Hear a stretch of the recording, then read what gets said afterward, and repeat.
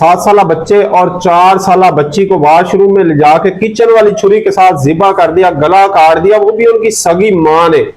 आप सोच सकते हैं कि कोई मां ऐसा कर सकती है। तो ऐसा ही वाकया हुआ है कराची में, और वो भी 14 अगस्त वाले दिन DHA फेज 6 की रहायशी एक औरत ने अपने बेटे और अपनी बेटी का गला काट दिया, वो भी छुरी, किचन वाली छुरी जिसकी धार भी तेज नहीं थी। बच्चे चीखते रहे, चिल्लाते रहे, लेकिन उस जालिम औरत को तरस ना आया। पहले बड़े बेटे को लेके गई, जो 7 साल का बच्चा था, वो कहता रहा मां मुझे ना मारो, मुझे ना मारो, मैंने कुछ नहीं किया।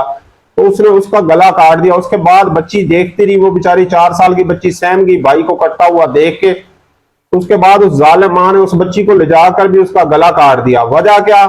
वजह ये कुछ अर्सा पहले इस औरत की शादी होती है, इसका खामद से डिवोर्स हो जाती है। 8 साल ये शादी चलती है, उसके बाद डिवोर्स हो जाती है, और ये डिवोर्स बदरिया अदालत होती है। और उसके बाद अदालत ये फैसला देती है कि जो बच्चों की कस्टडी है वो उसके बाप को दी जाए, क्योंकि ये औरत थोड़ी साइको पेशेंट थी, तो कस्टडी बाप को मिल गई। लेकिन साथ ही जज साहब ने ऑर्डर दिया कि ये शख्स जब ये औरत कहेगी इसको अपने बच्चों से मिलवाता रहेगा।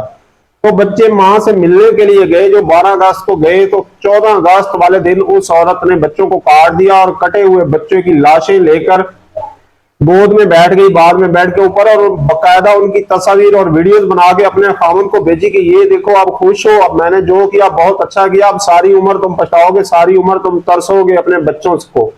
लेकिन उस औरत को ये नहीं पता था कि वो बच्चे इसके भी हैं। उसने अपने बच्चों का ही गला काट दिया। उसके बाद पुलिस आई, उस औरत को पकड़ के ले गई है।